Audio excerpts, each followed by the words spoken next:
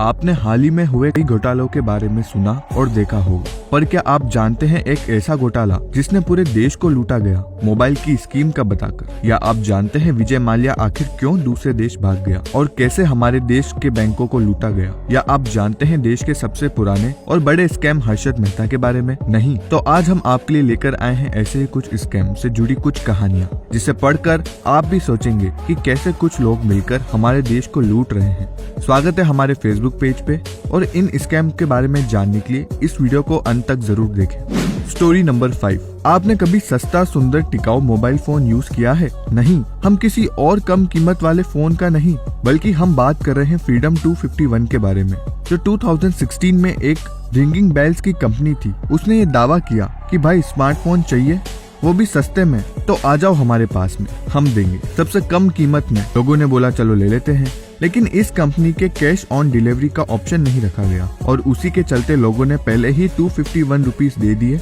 हालांकि telecom company ने दावा किया कि स्मार्टफोन की रेट कम से कम 2000 रुपए तक की होती है। ये एक फ्रॉड है, लेकिन उस वक्त मेक इन इंडिया और डिजिटल इंडिया जोरों पर था, इसलिए इस कंपनी पर सबने विश्वास भी कर लिया। फिर कंपनी ने कहा कि वो थोड़े टाइम बाद इसकी डिलीवरी कर देगा, पर ऐसा नहीं हुआ। 3 महीने बाद भी कहा कि डिलीवरी हो जाएगी, पर नहीं हुई। आखिर में कंपनी के ओनर मोहित गोयल पर दबाव बना, तो उसने कहा कि सरकार ने हमें 5000 करोड़ की राशि नहीं मिली, वो मिलती है तो हम अभी इस फोन को भिजवा देंगे। हालांकि कंपनी ने मोबाइल देने से पहले सरकार को ऐसा कोई दावा नहीं किया था और आखिरकार मोहित गोयल पकड़ा गया। वैसे एक और बात बता दूं दोस्तों, मोहित गोयल की खुद की कंपनी नहीं थी, बल्कि वो तो एक किराने की दुकान पर काम करता था। क्या आपने भी मोबाइल ऑर्डर किया था? हमें कमेंट करके जरूर बताइए। Story number 4। अगर फ्रॉड और स्कैम की बात हो रही है, तो फिर विजय माल्या का नाम कैसे पीछे हट सकता है, जिसने हमारे देश के बैंकों से 9000 करोड़ का लोन लिया और यहाँ से भाग गया। आप भी सोच रहे होंगे कि 9000 करोड़ कोई छोटी रकम तो नहीं होती है, ऐसे ही किसी को दे दी जा सकती है। कोई हमें 900 रुपए भी ना दे तो 9000 करोड़ तो दूर की बात है, तो बैंक ने इतना बड़ा लोन कैसे दिया? दरअसल विजय माल्या की कंपनी किंगफिशर सबसे बड़ी कंपनी थी, जो कि अपनी लग्जरी सुविधाओं और किंगफिशर कैलेंडर के नाम से मशहूर थी। वैसे तो विजय माल्या की किंगफिशर ड्रिंक से ही अच्छी कमाई हो रही थी और वो देश के सबसे अमीर व्यक्तियों की लिस्ट में शामिल थे, लेकिन फिर उन्होंने किंगफिशर एयरलाइंस को शुरू किया और उसमें कम कीमत के साथ ज्यादा सुविधा भी थी। लेकिन बाद में किंगफिशर की लग्जरी सुविधाओं के चलते उन्हें काफी महंगी पड़ी और उन्हें इसे चलने के लिए बहुत ज्यादा लोन लेना पड़ा था।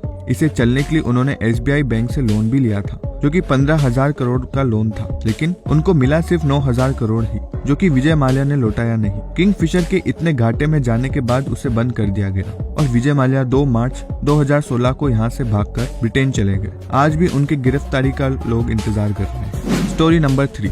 आपने हर्षद मेहता वेब सीरीज तो देखी ही होगी और ये वेब सीरीज काफी लोगों द्वारा पसंद भी की गई, लेकिन क्या आपको पता है कि स्कैम उस समय का सबसे बड़ा स्कैम था, जिसने देश के प्रधानमंत्री जो कि नरसिम्हा राव थे, उनका भी नाम शामिल था। आपने इस स्कैम के बारे में वेब सीरीज में तो देखा ही होगा। हर्षद मेहता, जो कि उस वक्त के स्टॉक मार्केट में थे, वो उस वक्त शेयर को उछालना, मतलब शेयर की रेट को हाई करने का काम करते थे, और वो ये सब करते थे शेयर के बारे में पता करके और बहुत सारा पैसा लगा करके। अगर एक कंपनी के बहुत सारे शेयर खरीदेंगे तो आसानी से उस कंपनी के शेयर की कीमत बढ़ जाएगी, लेकिन एक कंपनी के इतने सारे शेयर एक साथ खरीदना बच्चों का खेल तो है नहीं। बहुत सारे पैसे लगते हैं और ये पैसे हर्षद मेहता बैंकों से उधार लेता था और फिर उन्हें 15 दिन में लौटा देता था। लेकिन कोई भी बैंक 15 दिन के लिए तो लोन देगा नहीं, इसके लिए वो एक बैंक का फेक BR बनवाते थे और उसे बताकर दूसरी कंपनियों से पैसा उधार लेते थे। और ये बात टाइम्स ऑफ इंडिया की पत्रकार सुचिता दलाल को पता चल गई और उन्होंने इस बात का पर्दाफाश किया और हर्षद मेहता को जेल हो गई। आखिरकार उनकी मौत जेल में ही हुई। Story number 2। स्टोरी जिसमें हम बात करें एक ऐसे स्कैम के बारे में जिसमें कि सिर्फ व्यापारी नहीं बल्कि बड़े बड़े पॉलिटिशियन भी शामिल थे।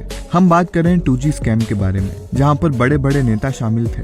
दरअसल हुआ ये था कि 2007 से 2009 तक कांग्रेस के शासनकाल में अंदिमुत्तु राजा उस वक्त के कम्युनिकेशन और IT डिपार्टमेंट में थे।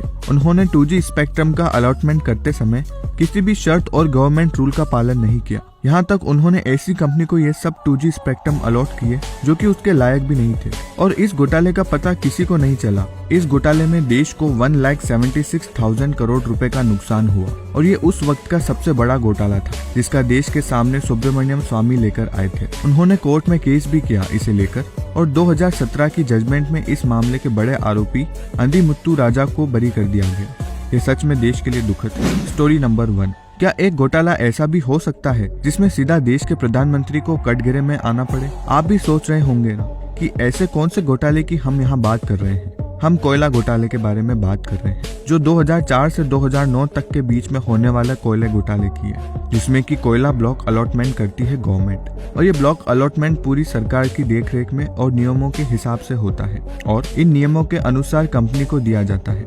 पर कांग्रेस की सरकार में ऐसा कुछ नहीं हुआ।